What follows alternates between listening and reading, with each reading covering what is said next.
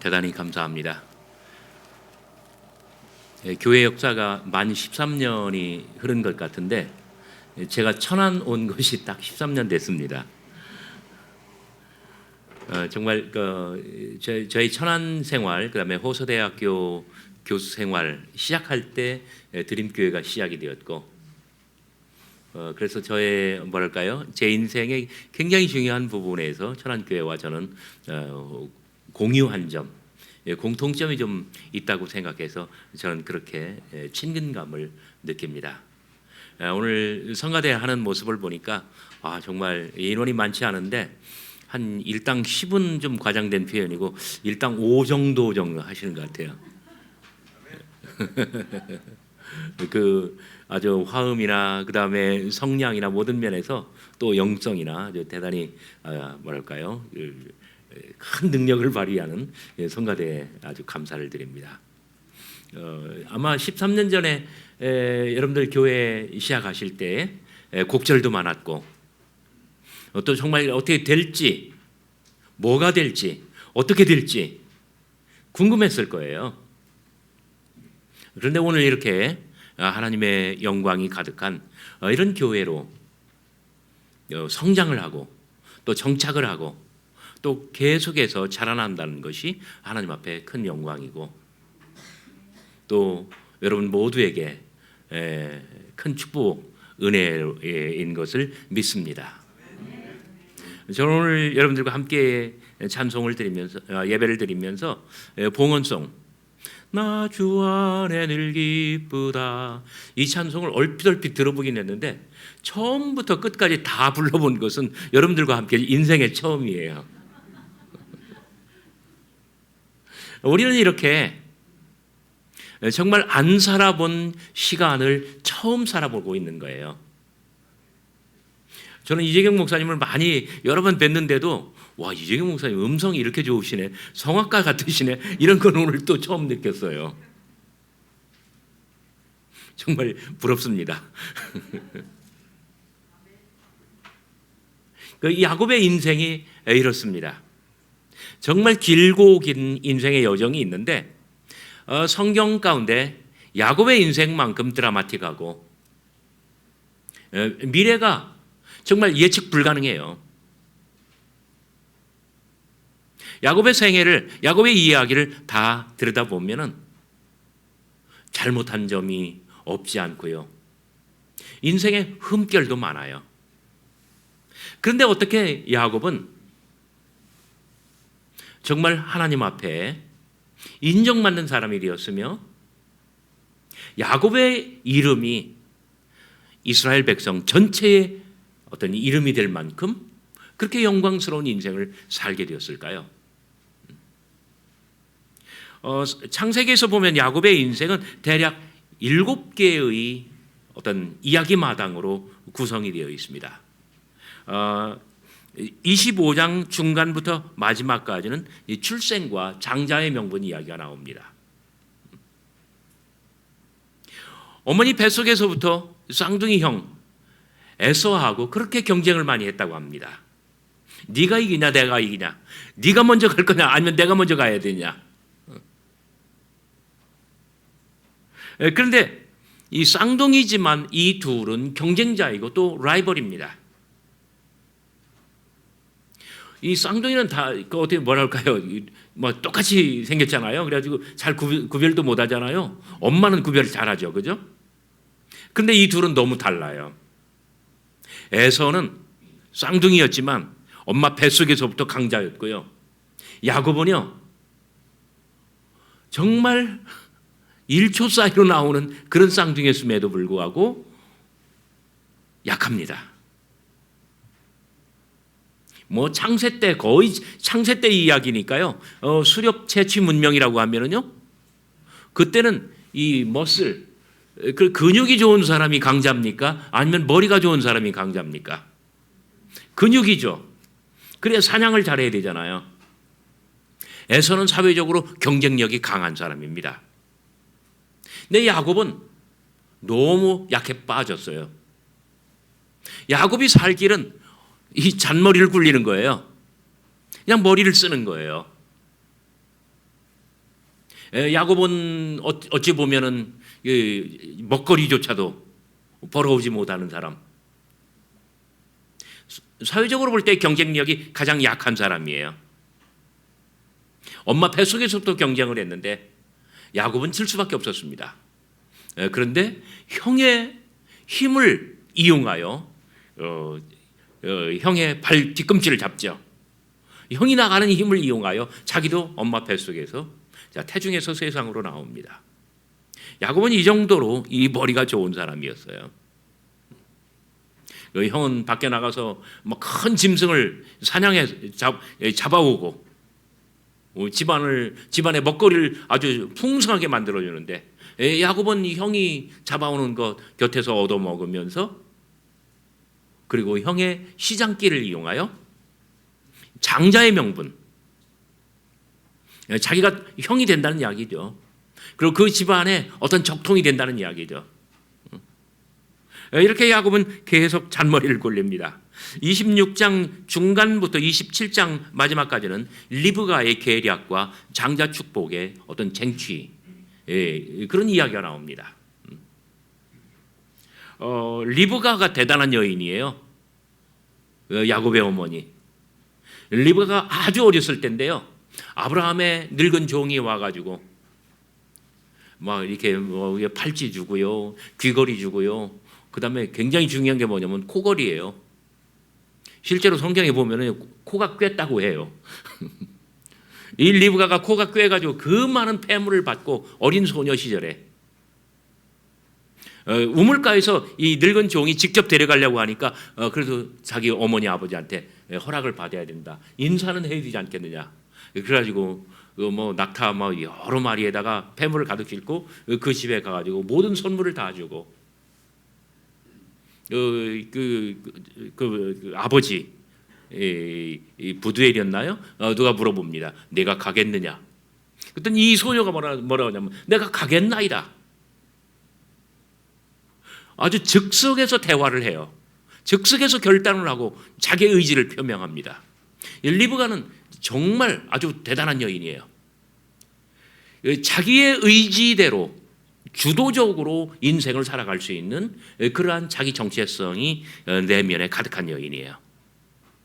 이 여인이 이삭이라고 하는 정말 착해 빠지고 순에 빠지고 자기 의사대로 주체적으로 인생을 잘 살지 못하는 그러한 남자에게 시집을 와가지고요, 정말 자기 목소리 죽이고요, 몇십 년 동안 말 한마디 안 나오게 그렇게 인생을 살아가요. 그리고 자기 남편 이삭의 집안을 일으켜요. 그리고 쌍둥이를 낳고요, 애들 기르면서 자라나는 걸 보니까 재미도 있지만 근심도 많아요. 근데 이 쌍둥이가 정말 싸우며 자라거든요. 근데 나이 40이 됐을 때 큰아들 에서가 하는 꼴을 보니 엄마의 마음이 미어지듯 아파요. 왜냐하면 이 집안은 여호와 하나님께 대대로 축복받은 가정이고 약속 있는 가문인데, 그런데 이 아이가 거기 현지 여자 이방 여인을 부인으로 두 명이나 데려오잖아요. 리브가가 볼 때에 에서는 부모의 말씀에 순종하지 아니하고 하나님의 약속 있는 그 계명을 지키질 않아요. 어머니의 마음으로 볼 때 이 아이는 정말 힘들겠어요. 여호와 하나님께서 시조부 아브라함, 시부 이삭에게 약속해 주시고 언약을 주신 그 모든 것을 받기에 이 아이는 어떤 큰 그릇이 되지를 못한다는 거예요. 그래서 자기의 남편 이삭이 늙었고 그리고 임종이 가까울 때 결국 리브가는 어마어마한 결단을 내립니다. 큰아들 에서가 아니라 작은아들 야곱에게 여호와 하나님의 이 약속 있는 계명이 계승되어야 되겠다는 거예요. 그래서 이 모든 뭐라고 할까요? 계략, 뭐 좀 심하게 얘기하면 음모. 이 모든 것을 누구의 머리로? 리브가의 머리로. 누구의 결단으로? 리브가의 결단으로 이뤄내요. 그때 야곱에게 하는 말을 보면은요. 여러분 창세기 20 몇 장이 아마 27장 정도가 될 것 같은데 리브가는요. 이 야곱에게요. 이 세 번이나 반복해서 말합니다. 이 내 아들아 8절 27장 8절 내 아들아 내 말을 따라 내가 내게 명하는 대로 어떻게 하라. 13절 내 아들아 너희 저주는 내게로 돌리리니 내 말만 따르고 어떻게 하라. 이 세 번이나 반복해서 내 말만 따르라. 내 말만 따르라. 모든 책임은 이 애미가 진다. 이게 리브가예요. 그러니까 친정에서 그 어린 소녀 시절에 친정을 떠날 때에 친정집에서 너는 천만인의 어머니가 될 것이다. 이 축복과 약속을 주지 않았습니까? 리브가는 그런 여성이에요. 리브가가 이 모든 결단을 하고 야곱에게 어떤 장자의 명분, 여호와 하나님의 아브라함 가문에게 주신 여호와 하나님의 이 놀라운 이 축복이 에서가 아니라 야곱에게 흐르도록 만들어낸 장본인이 바로 리브가라는 점입니다. 하지만 이 리브가의 계략과 야곱의 이 모든 행동은 들통이 나고 말았습니다.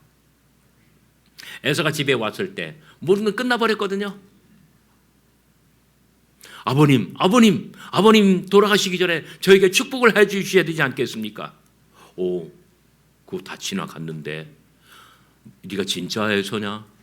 에서가 아까 다 받아갔는데. 야곱이 그랬다는 걸 알고 야곱 이놈을 내가 죽이리라 막 애가면서 이 분통을 터뜨려요. 그러니까 이 리브가는 다시 야곱을 몰래 부릅니다. 그러면서 오늘 이 본문 말씀대로 멀리 한 그 브엘사바에서 이 하란까지는 한 800km 정도 되는 것 같아요. 뭐 길이 잘 나 있습니까? 요즘 같으면 저는 모르는 길도 저 핸드폰 갖고 찾아가거든요. 지도 나오니까. 아마 야곱은 북극성만 보고 북쪽으로 갔을 것 같아요. 그 길을 찾아갑니다. 준비된 여행입니까? 쫓겨난 여행입니까? 쫓겨난 인생이에요. 버림받은 인생이에요. 정말 살아날 수 있는 생존의 희미한 하나의 가능성. 거미줄처럼 연약한 이 어떤 이 실줄 같은 뭐랄까 이 생명줄은 라반의 집에 도착하는 거예요. 그런 그 800km 정도 되는 준비되지 않은 그 여행을 하면서 많은 것들을 경험했을 거예요. 오늘 우리가 아직 살아보지 않은 날들을 처음 살아보고 아직 겪어보지 않은 순간을 처음 겪어보는 것처럼 야곱의 인생은 그러했습니다. 야곱의 인생에 아주 결정적으로 최악의 위기가 찾아온 것이죠. 아마 그는 뭐 토끼가 됐든 다람쥐가 됐든 뱀이 됐든 뭐든지 발견하는 대로 싸우고 잡아먹고 그리고 연명했을 거예요. 이렇게 긴 세월 정말 이 한 800km를 이렇게 이 생존에 성공하고 살아왔을 때 우물가에서 라헬을 처음 만났을 때 라헬의 눈에 보인 이 야곱이라고 하는 인간은 어떤 존재였을까요? 저의 상상력으로 보면 거의 짐승 같은 존재였을 것 같아요. 거의 짐승이었을 것 같아요. 눈에는 살기가 가득하고 옷은 막 이게 입은 거나 안 입은 거나 거의 똑같고 그죠? 뭐 얼굴이니 손이니 발이니 온몸에 상처투성이고요. 그런데 우물가에서 로맨스를 갖습니다.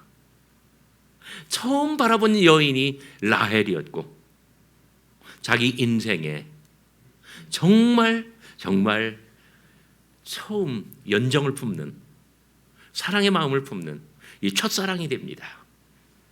그래서 그런데 제가 빠뜨렸습니다만은 28장 이 세 번째 이야기 마당은 28장인데 베델의 꿈이고 어떤 하나님을 처음 아주 본격적으로 경험하는 거예요. 우리가 인생을 살면서 정말 이 수입이 좋고 사업이 잘 되고 그럴 때는 별로 하나님을 덜 찾는 것 같아요. 근데 결정적인 위기의 순간이 오면 우리는 정말 하나님을 더 절실하게 찾아요. 저도 목회하다가 정말 쫓겨날 위기에 가 있어요. 부흥회 끝났는데 부흥 강사님을 장로님들이 불러요. 그래가지고 마지막 집회 끝나고 그 부흥 강사를 불러가지고 조태현 목사를 내보내기로 했다고 그래요. 부흥 강사 목사님이 비행장 공항에서 저를 부르더니 하시는 말씀이 조 목사 지금부터 잘 들어. 내가 조 목사가 신학교에서 안 배운 걸 내가 지금 가르쳐 주려고 그래. 지금부터 조 목사와 나와 단둘이 하는 부흥회야. 저보다 5년 선배인데 정말 대단하시더라고요. 간밤에 마지막 집회 끝나고 장로님들 우리 자기 보고 만나자고 해서 만났는데 장로님들이 그러다라는 거예요. 우리가 조 목사 청빙해가지고 오래되지 않았는데 조 목사에 대해서 다 파악했습니다. 가슴이 좁고 부교육자들이나 사람들을 품을 줄 모르고 그래서 내보내기로 했습니다. 딱 그래요. 그걸 보고 그러면서 지금부터 내 말 잘 들어. 그러면 조 목사 살 수 있어. 우리 이재경 목사님이 저보다 훨씬 더 좋은 이 목회 교육 잘 받으셨을 줄 아는데 저는 그때 진짜 목회 교육을 받았어요. 지금부터 두 가지를 알려드릴 테니 조 목사가 이 두 가지를 잘하면 조 목사는 이 교회에서 쫓겨나지 않을 겁니다. 막 제 가슴이 막 뜁니다. 울렁거립니다. 첫째, 설교 시간에 뭐 똑똑한 척하고 멋있는 설교하려고 하고 그 현학적인 거 다 버려. 그렇게 하지 않았는데요. 내 말 잘 들어. 축복 설교하고 은혜 설교만 해. 주일 낮예배 때는 축복 설교하고 은혜 설교만 하래요. 두 번째, 새벽 예배 때마다 이 제단에 엎드려 가지고 더 큰 소리로 울면서 부르짖으면서 기도하래요. 그거 하면 조 목사 살아날 수 있어. 와, 제 인생에 최대의 위기가 온 거예요. 제가 이화여대 교수하다가 7년 만에 쫓겨났는데 이민 목회하면서 지금 여러분들보다 훨씬 더 작은 교회예요. 여기서 또 쫓겨나게 생겼어요. 저는 참 이 쫓겨날 위기에 처해보고 했기 때문에 야곱이 쫓겨나는 거에 남의 이야기 같질 않아요. 그 말씀을 듣고 집으로 돌아오는데 목사님은 비행기 타고 한국으로 날아갔고 저는 혼자 집으로 사택으로 돌아왔는데 제 마음이 미어지듯 아프고 제 인생이 한심한 거예요. 그래가지고 이제 그 목사님 말씀대로 정말 두 가지를 제가 실천을 했어요. 은혜 설교, 축복 설교. 그리고 새벽마다 여기 설교 끝나고 이제 엎드려가지고 엉덩이 하늘로 쳐들고 엎드려서 기도를 하는데 제 인생이 너무 불쌍하잖아요. 제 인생이 너무 한심하잖아요. 주여! 하는데 막 제 목소리가 갈라지고 누가 시키지 않는데 너무 한스러우니까 저절로 이 부르짖는 기도가 나오더라고요. 그 야곱도 마찬가지예요. 가장 위기의 순간에 가장 비범한 체험을 하게 된 거예요. 그게 바로 뭐냐면 베델의 꿈이에요. 자다가 꿈을 꾸었고 기도하다가 꿈을 꾸었는데 하늘이 뚫립니다. 그리고 사다리가 놓여 있는데 하나님의 천사들이 오르락내리락. 이것은 종교학적으로 가장 원초적인 이미지를 형성합니다. 하늘의 세계, 수평이죠. 그 다음에 땅의 세계. 그 두 개를 이어주는 것이 사다리예요. 야곱은 자기 인생의 최대의 위기에서 하늘과 땅이 이어지며 자신 앞에서 정말 하늘과 땅이 하늘의 천사들로, 하나님의 천사들로 소통이 가능하다는 것을 느낍니다. 그래서 이곳은 하늘의 문이요 하나님의 전이로다 하면서 그곳에 자기가 배우고 자던 돌에 기름을 붓고 내가 거기서 하나님 앞에 서원을 하는 거 아닙니까? 내 모든 소득의 11조를 하나님께 바칠 것이며 내가 돌아와 이곳에 하나님의 성전을 지으리이다. 여러분, 인생의 곤고한 날에는 야곱처럼 이런 비범한 체험을 가지며 여러분의 인생에 새로운 돌파구를 만들어 가시길 바랍니다.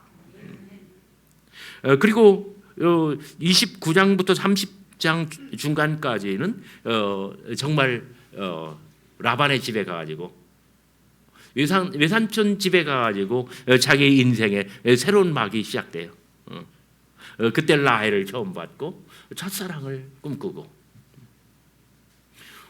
외삼촌 어떻게 하면 저 라헬하고 결혼할 수 있대요? 7년 일하면 내 딸 줄게. 정말 사랑을 마음에 품고요.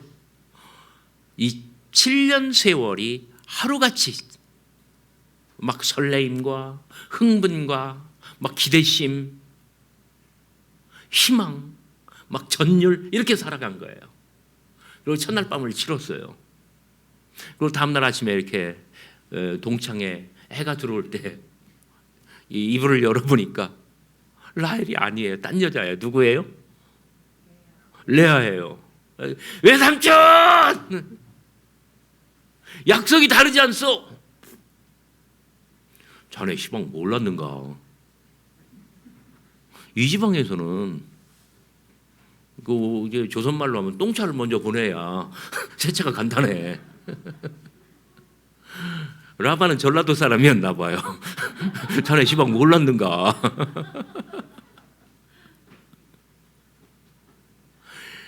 야곱에게 두 번째 인생의 위기가 찾아오는 거예요. 저는 대학에서 젊은 사람들 가르칠 때 이 이야기 즐겨합니다. 인생을 산다는 것이 녹록지 않아요. 세상이 그리 쉽질 않아요. 우리의 예상대로, 우리의 기대대로 되는 것보다는 그렇지 않은 것들이 더 많은 거예요.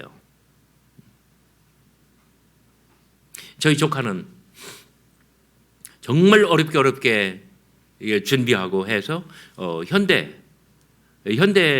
들어갔어요. 대기업이잖아요. 근데 이 아이가 퇴근만 하면 늘 죽고 싶다 해요. 6개월 동안 죽고 싶다 이 말을 입에 달고 살아요. 그거 견뎌야 돼요. 그 6개월의 세월을 견디니 뭐 이제는 모든 것을 척척 다 알아서 할 줄 아는 그러한 사람이 되었어요. 제가 다니고 있는 굉장히 작은 교회 목사님, 그 목사님 아들 삼성에 갔어요. 그 목사님 아들도 마찬가지예요. 늘 얼마나 힘들어하는지 몰라요. 그 세월 견디니 좋은 날들이 오는 거예요. 저도 마찬가지고 여러분들도 마찬가지고 우리 드림교회도 마찬가지입니다. 어려운 세월을 잘 지내고 보면은 그 다음에는 하나님의 은혜의 시간, 축복의 시간이 올 줄 믿으시길 바랍니다. 7년 정말 지금까지 내가 한 것이 헛수고했단 말이야? 야곱은 이런 생각을 할 수 있지만 그런데 정말 분을 사귀고 또 7년의 세월을 지내고 보니까 드디어 첫사랑, 마음에 품었던 그 첫사랑을 이루게 되는데 라헬과 결혼하게 되는 거예요.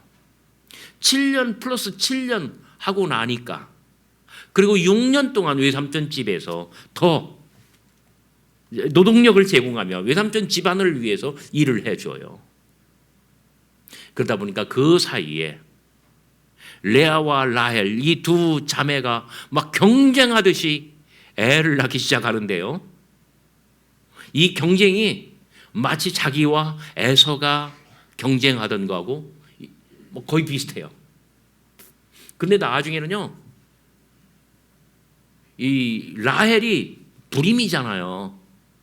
그러니까 어떻게 되냐면은 그 빌하라고 하는 여종을 밀어 넣으면서 이 여자에게라도 아들을 낳아서 내 자식으로 삼아 주시오. 근데 막 언니는 막 쑥쑥쑥쑥 잘도 낳아요. 그걸 나이는 하나도 없어요. 그러니까 여종에게서 또 아들을 낳고. 그러니까 언니가 또 호락호락하지 않거든요. 그러니까 자기도 막 여종을 또 밀어넣어요. 실바를. 그리고 또 막 또 자기 몸에서 더 낳아요. 그렇게 해서 요셉까지 11명을 낳았어요.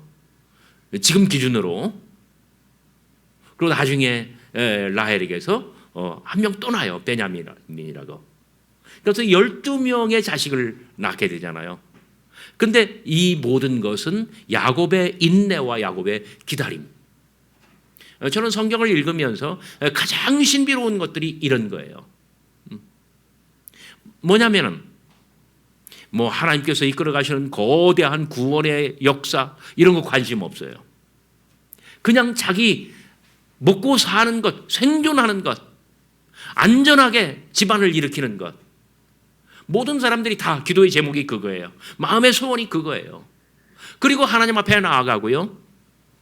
하나님 앞에 기도하고요. 그리고 목숨을 건 어떤 투쟁을 하고요. 그렇게 하다 보면은 자기 인생의 이야기가 하나님께서 이끌어 가시는 구원사의 이야기가 되고 성경의 이야기가 된다는 점이에요. 여러분들 한 분 한 분, 여러분들 한 가정 한 가정의 이야기가 이처럼 하나님의 교회를 일으키고 하나님의 구원의 역사를 완성해가는 그러한 중요한 대목 내용이 되었으면 합니다. 야곱이 7년 그리고 또 6년 20년 동안 외삼촌 댁에 피신하면서 외삼촌 댁에 봉사했고 머슴처럼 일을 해줬는데 자기는 다 손해본 것 같잖아요. 그런데 놀라운 것은 뭐냐면 그러한 과정을 통해서 야곱이 자기의 목숨을 부지했을 뿐만 아니라 아주 거대한 일가를 이뤘다는 점이에요. 부인이 4명이나 됐고요. 현재 11명, 아들만 해도 11명, 장차 12명이 될 거예요. 그런데 거기서 그치질 아니하고 자기가 7년 더 참고 6년 더 봉사를 했더니 12명이 됐을 뿐만 아니라 자기의 할아버지 아브라함에게 주신 그 불가능했었던 약속, 그 축복의 약속, 하늘의 별과 같이 내릴 것이다. 바닷가의 티끌처럼 모래알처럼 너의 자손이 많아질 것이다. 이 팔레스타인과 시리아 땅, 이 전체가 다 너의 땅이 될 것이다.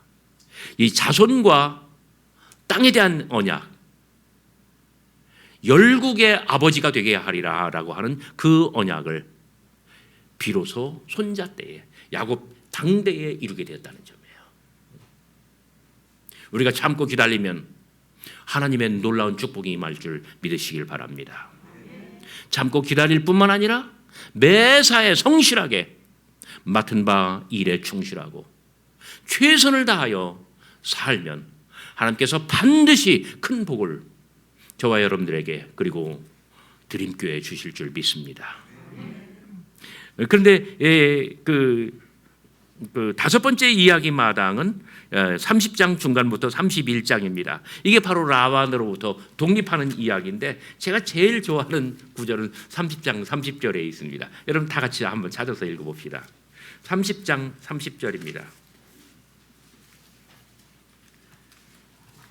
찾으셨나요? 자, 다 같이 한번 큰 음성으로 읽어보겠습니다. 시작. 내가 오기 전에는 외삼촌의 소유가 적더니 번성하여 때를 이루었으니 내 발이 이르는 곳마다 여호와께서 외삼촌에게 복을 주셨나이다. 그러나 나는 언제나 내 집을 세우리이까. 여기 한번 따라서 해봐요. 그러나 나는 언제나 내 집을 세우리이까. 우리가 이런 뭐랄까요? 자기 인생에 대해서 이런 욕심이 있어야 돼요. 그러나 나는 언제나 나의 집을 세우리이까. 그러지 않아도 야곱은 이게 머리가 좋은 놈이에요. 머리가 좋은 사람이에요. 그리고 경쟁의 이골이 났어요. 왜냐하면 자기가 열등하니까요. 그러니까 야곱 이야기 전체를 통해서 키워드가 두 개가 있다고 한다면 그것은 바로 뭐냐면 열등감과 경쟁의식이에요.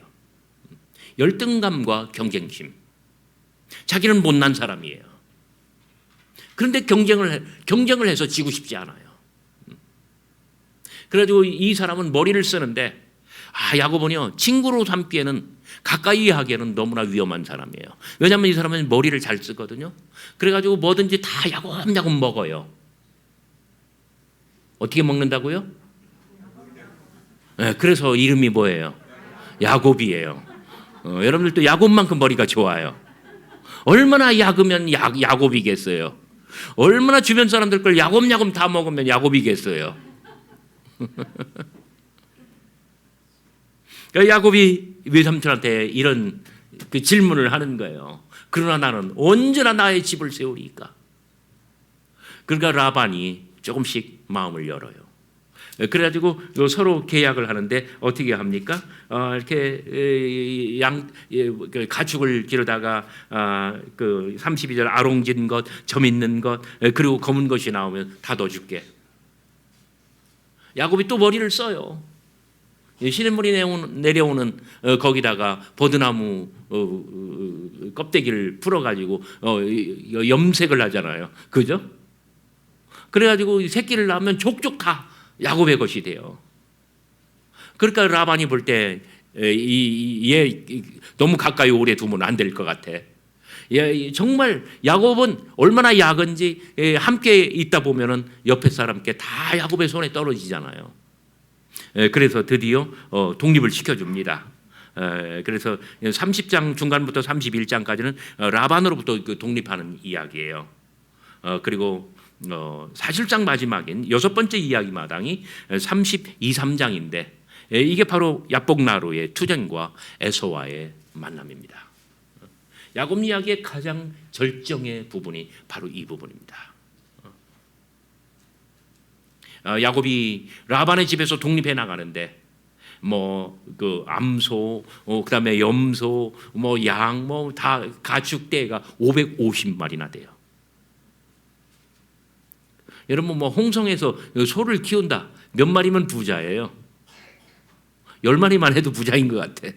지금 550마리를 이끌고 막 어떤 그 군대처럼 이렇게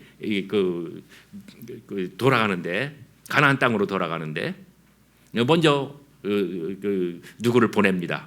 그랬더니 에서 쪽을 탐문을 해봤더니 400명을 거느리고 나와서 야곱을 치려고 합니다. 야곱은 얼마나 막 두근거리는지 몰라요. 두려움에 휩싸입니다. 근데 야곱이 또 아주 인생의 최대 위기, 또 한 번 최대 위기에 직면해요. 그래서 야복강 그 강가 나루터가에서 야곱이 기도합니다. 기도를 하는데 누군가와 씨름을 하고 있는 거예요.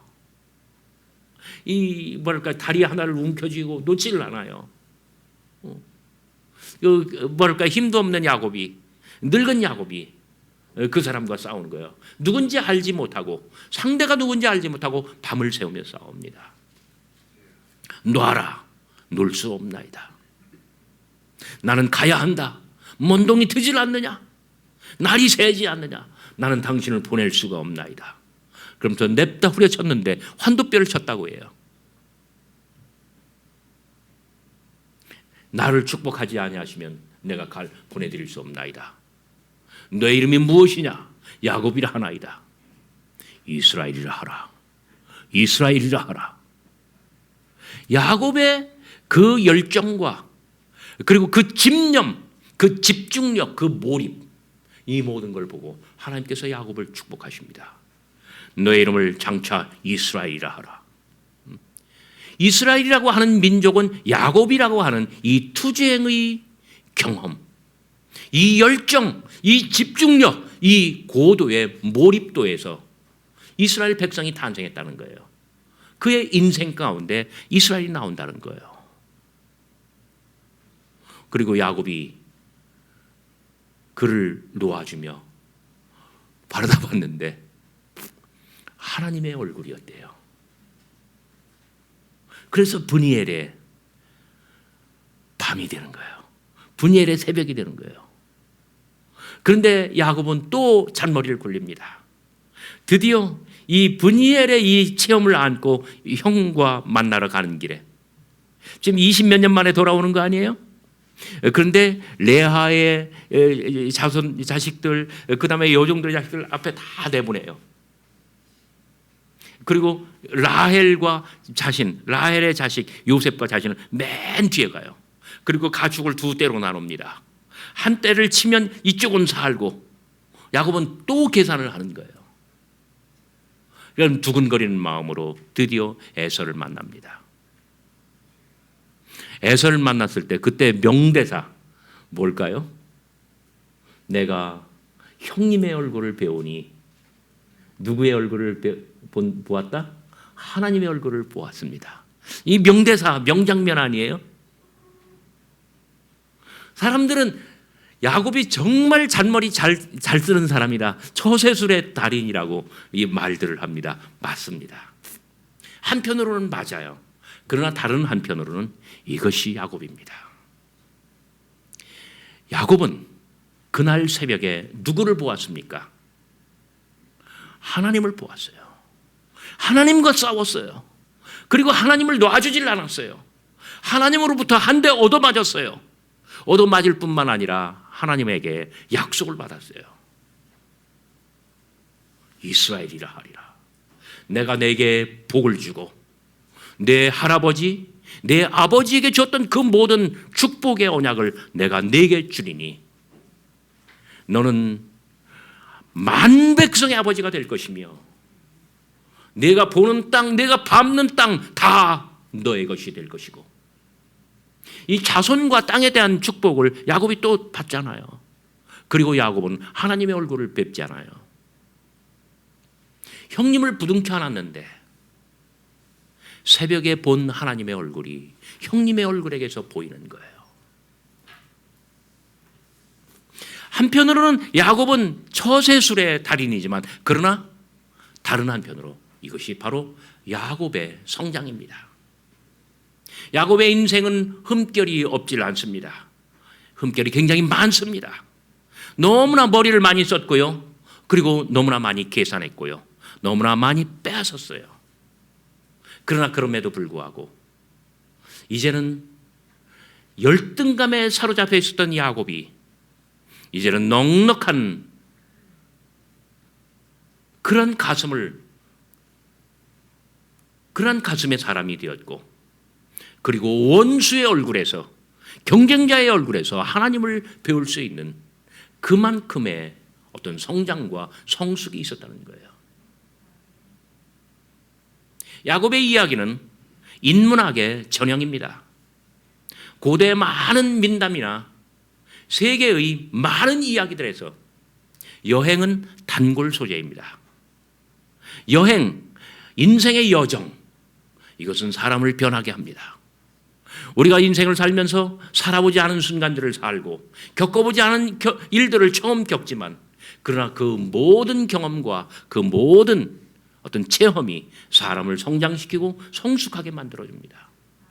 야곱은 인생의 많은 약점과 많은 결점을 노출시켰지만 그러나 야곱의 인생은 성장하였고 경쟁자, 원수의 얼굴에게서 하나님의 얼굴을 볼 만큼 그는 품이 넓은 사람이 되었으며 그리하여 모든 족장들 가운데 가장 강렬한 이야기. 자기 아버지 보세요. 이삭 순에 빠져가지고요 별로 이야기거리가 없어요. 그러나 하나님은 그러한 사람에게도 큰 축복을 주셨고 아브라함보다도 이삭보다도 그리고 요셉보다도 자기 투쟁이 대단히 강렬했으며 아주 가장 강렬한 자기 이야기를 갖는 그러한 족장이 된 것입니다. 마지막 이야기는 34장부터 49장까지 말년의 이야기. 이 이야기는 요셉에게 대부분 이야기 마당을 다 내주는 그러한 이야기이기도 합니다. 오늘 야곱의 이야기를 여러분들과 함께 나누는 것은 우리는 개개인의 생을 살고 있지만 개개인이 하나님께 정말 축복을 받아야 되지만 개개인의 이 모든 경험과 축복은 또 우리가 속한 공동체의 축복이고 공동체에게 기여를 하는 것이고 여러분들 한 가정 한 가정이 야곱처럼 축복을 받아서 야곱이 이스라엘이 되는 것처럼 하나님의 교회 드림교회에 놀라운 헌신과 이 축복의 어떤 근원이 되기를 바라는 마음에서였습니다. 여러분 다 같이 이렇게 되시기를 주의 이름으로 소원합니다. 기도하시겠습니다. 거룩하신 하나님, 오늘 아무것도 알지 못하는 이 부족한 종이 하나님의 교회에서 당신의 사랑하는 성도님들과 감히 하나님의 말씀을 논하였습니다.